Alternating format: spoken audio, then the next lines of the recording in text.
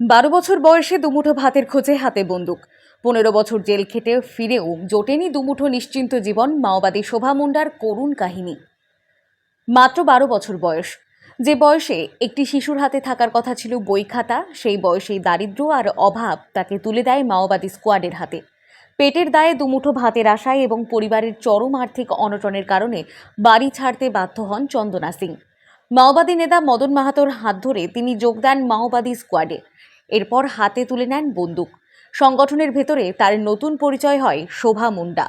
প্রথমে দীর্ঘদিন বেলপাহাড়ি এলাকায় সক্রিয় ছিলেন তিনি। পরে ঝাড়খণ্ডের ঘাটশিলা এলাকায় মাওবাদী স্কোয়াডের হয়ে কাজ শুরু করেন। সেই সময় স্কোয়াডের সদস্য রাজেশ মুন্ডার সঙ্গে তার বিয়ে হয়। ধীরে ধীরে মাওবাদী সংগঠনের একজন দক্ষ সদস্য হিসেবে পরিচিতি পান শোভা। বন্দুক চালানোয় তিনি ছিলেন পারদর্শী। 2010 সালে ঝাড়খণ্ডের ঘাটশিলা এলাকায় পুলিশের হাতে গ্রেফতার হন শোভা মুন্ডা। একাধিক মামলায় অভিযুক্ত হয়ে দীর্ঘ 15 বছর জেলবন্দি জীবন কাটাতে হয় তাকে। অবশেষে 2025 সালে মেদিনীপুর সংশোধনাগার থেকে মুক্তি পান তিনি। তবে তার স্বামী রাজেশ মুন্ডা এখনও জেলবন্দি। জেল থেকে মুক্তি পেলেও বদলায়নি জীবনের বাস্তবতা। আজ তিনি মায়ের সঙ্গে একটি অনিশ্চিত জীবন কাটাচ্ছেন। নিজের নামে কোনো ঘর নেই, সরকারি আবাসন মেলেনি, নিজের হাতে রান্না করে খেতে হয়। দিনমজুরির কাজ করে কোনো রকমের সংসার চালান, এমনকি রেশনের চালও নিয়মিত পান না। সরকারি কোনো সহায়তা মেলেনি বলেই দাবি তার। একসময় যে নারী জঙ্গলের ভেতর বন্দুক হাতে ঘুরেছেন, আজ সেই মানুষটি প্রতিদিন বেঁচে থাকার লড়াই করছেন অভাবের সঙ্গে। 15 বছরের কারাবাসের পর সমাজে ফিরেও তার ভাগ্যের জোটেনি স্বাভাবিক জীবনের নিশ্চয়তা। বন্দুকের শব্দ থেমে গেলেও দারিদ্র্য আর অনিশ্চয়তার সঙ্গে তার যুদ্ধ আজও শেষ হয়নি। শোভা মুন্ডার জীবন যেন এক কঠিন বাস্তবের প্রতিচ্ছবি, যেখানে শৈশব হারিয়েছে দারিদ্র্যের কাছে, যৌবন কেটেছে জেলের অন্ধকারে, আর মুক্তির পরও স্বপ্নগুলো রয়ে গেছে অপূর্ণ। 2005 এরকম হবে।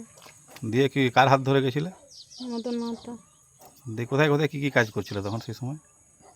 কাজ কিছু না, থাকতাম ওদের সঙ্গে। দিয়ে তারপরে ওখান থেকে চলে গেছি ঝাড়খণ্ডে থাকার পর কিছুদিন থাকি, তারপরে অ্যারেস্ট হয়ে যায় কোন থানায় অ্যারেস্ট করেছিল? ঘাটশিলার। তো মাওবাদীতে গেছিলে কেন? গেছিলাম, আমার তখন ছোট তো, আমি জানিনি কিছু, ভালো মন্দ তো বুঝিনি কিছু। বাড়িতে অসুবিধা ছিল খাওয়া দাওয়ার? তখন তো অনেকই অভাব ছিল আমাদের। এখন তো অনেকটা মানে সুবিধা হয়েছে, কিন্তু তখন তো সে বাবা কাঠ বিক্রি করতে যেত, তারপরে চাল নিয়ে আসতো, তবে রান্না হতো আমাদের। এক কথায় কি এই দরিদ্রতার কারণেই কি তুমি বেরিয়ে গেছিলে? তারপরে সেই ঝাড়খণ্ডে গিয়ে সেখানে মাওবাদী স্কোয়াডে কাজ করেছিলে? ছিলাম কিছুদিন, তারপরে তো অ্যারেস্ট হয়ে যায়। কত বছর ছিল তাও? ওই তো 4 বছর ছিলাম, তারপরে তো আমি 15 বছর তো জেলেই কাটলাম। ছাড়া কবে পেলে? 2025 সালে। কোন জেলে ছিলে? কোন জেল থেকে ছাড়া পেলে?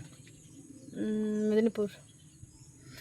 তারপর থেকে তোমাদেরকে কি যোগাযোগ করেছে সরকার থেকে? কোনো যোগাযোগ করা হয়েছিল কোনো বাড়ি দেওয়ার জন্য? না না, এই সকল কিছু যোগাযোগ করেনি। রেশনের চাল পাও? না, এখন কীভাবে দিন চলে? কিনে খেতে হয়। কোনো কোনো নেতা, কোনো অফিসার, কোনো না কেউ? না, কিছু না, কোনো সুবিধা দেয়নি আমাদের। স্কোয়াডে কী নাম ছিল তোমার? আমার শোভা নাম ছিল। রেশন অফিসে গেছিলে? বিডিও অফিস, রেশন অফিস এগুলোতে গেছিলে? বিডিও অফিস বেলপাড়ি তো গেছি আমি অনেকবার, মানে ভোটের জন্য, ভোটারটা হয়নি বলে। তারপরে ঝাড়গ্রামেও গেছিলাম, ওখানে বলছে এখন এগুলো কোনো কিছু হবে না। যখন হবে না বলছে, তখন আমরা পিছিয়ে গেলাম, যে এখন যদি কিছু না হয় তো পরে হতে পারে। তোমার স্বামীর নাম কি?